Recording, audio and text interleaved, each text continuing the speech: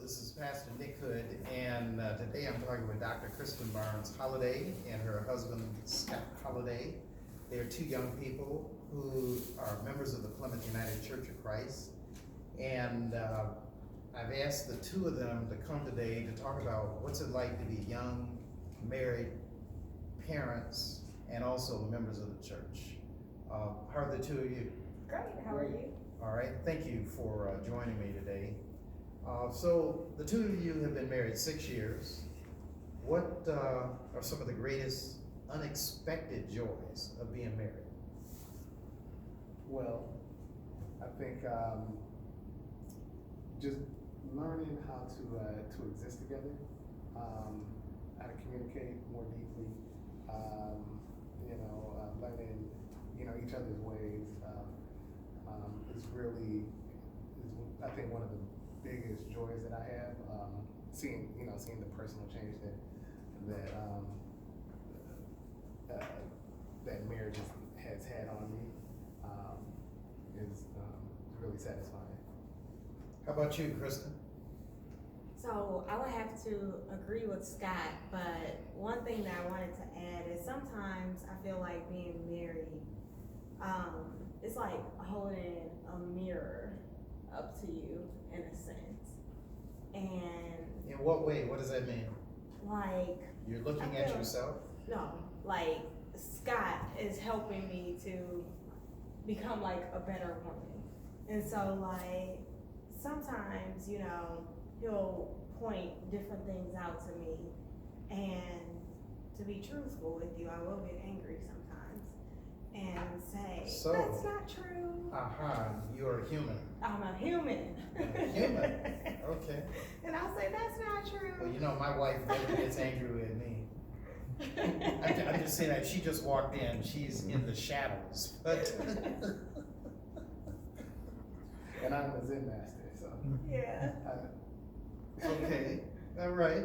But it helps me be better. Like, he Uh-huh. truly helps me better. He helps me look at myself and my reflection and become the best version of myself that I can possibly be. Even though I get angry when he points some things out, but it really stretches me and helps me be a better person. Is the reverse also true? Does she help you to be a better man?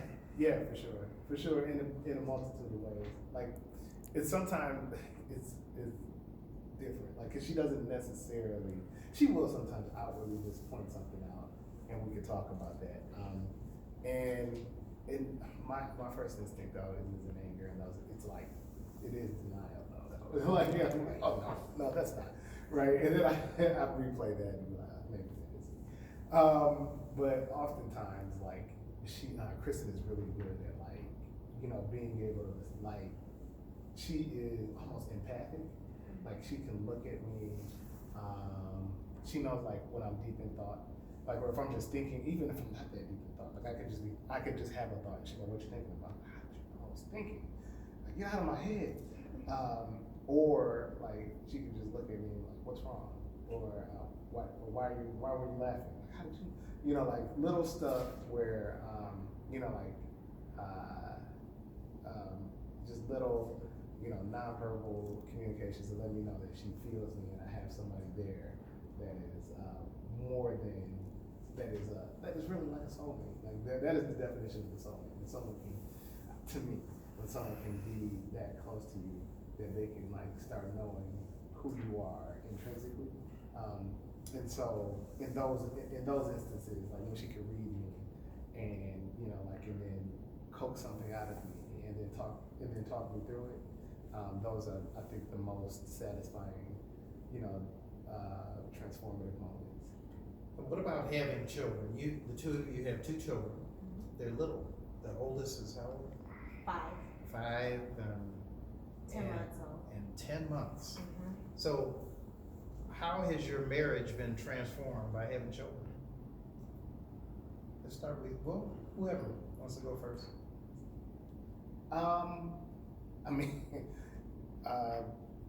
We don't have the same type of the time allocation is different. We used to just be able to go out, have just a Kristyn and Scott date,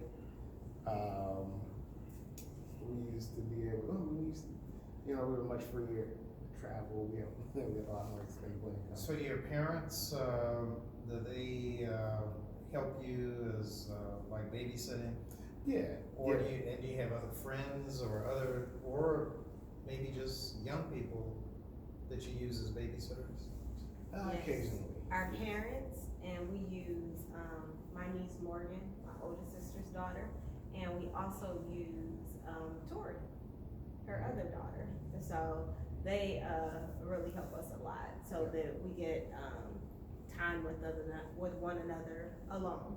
Yeah. But beyond that, one thing I was gonna say is that incorporating children into our union has really stretched us as a couple and as individuals.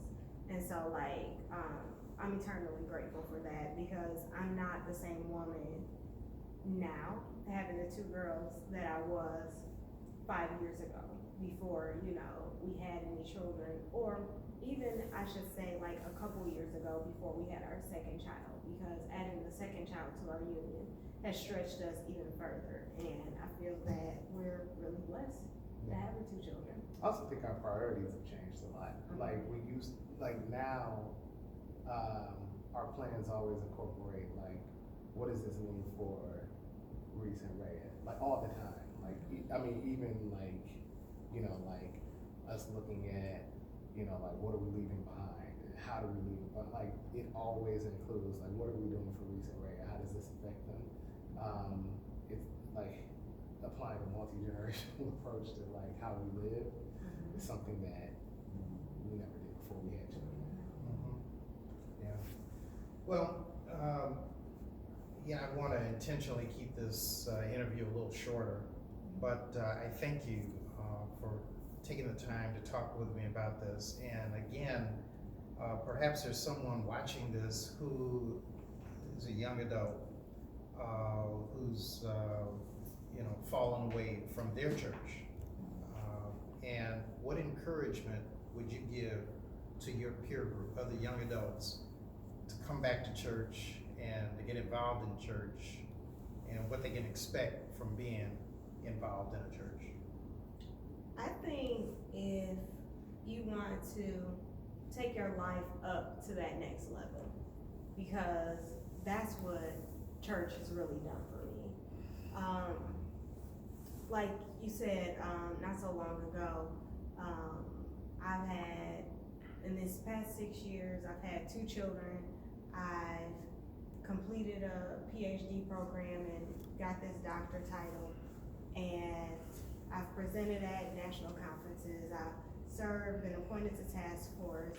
I've written things, like I've done a lot, but I feel that the only reason I've been able to do that and still have a great relationship with Scott, still be a great mom to my children, is my faith and being here in this church environment. And so without that, I don't think it would have been possible.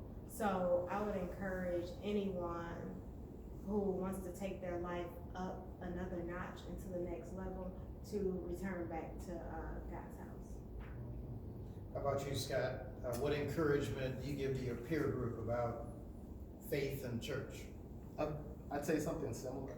I think that looking at where I started before I really took my walk seriously, I was really aimless and lost, and you know, when I made the commitment and took the steps towards God, like I think barriers fell. My path was illuminated. I've been able to do amazing work. I've worked on, countless campaigns. I headed an independent expenditure in 2018 for the gubernatorial election for the state of Michigan. It was over a $7 million expenditure. I mean, we have literally been able, as a couple that is rooted in our faith, to do things that oftentimes, like we see on TV, and it has been a fantastic journey, and it's not been me, it's really me as a vessel, and so, you know, if you really want to like understand and be used, and, you know, achieve your purpose, then like, you've got to come back, you've gotta, you know, be a faithful servant. And that's the only way I see it. Very well said. I want to thank again the two of you for taking the time to let me interview you. I also want to thank you as your pastor for just the support you give the church and the support you give me. And I want you to know I'm praying for you. I wish you God's continued blessings along the way. And I'm sure that God has many things in store for the two of you that you can't even imagine at this present time. To those who are watching, again, if you're without a church home, I invite you to stop by the Plymouth United Church of Christ.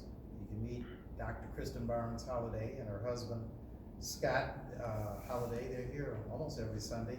But I would encourage you, if you do not have a church home, find a church. If you grew up in a church and you've strayed from the church, this is a good time to come back to church. God has a blessing waiting for you. And I just want you to know I'm praying for you. If you want to stop by the Plymouth United Church of Christ, we are located at 600 East Warren Avenue, right at the I-75 Warren Avenue exit. And we worship on Sundays at 8:30 and 11 in the morning, but also Wednesdays at noon. Until the next time, this is Nick Hood. God bless. And I want you to know I'm praying for you. God bless. Thank you so much. You're welcome.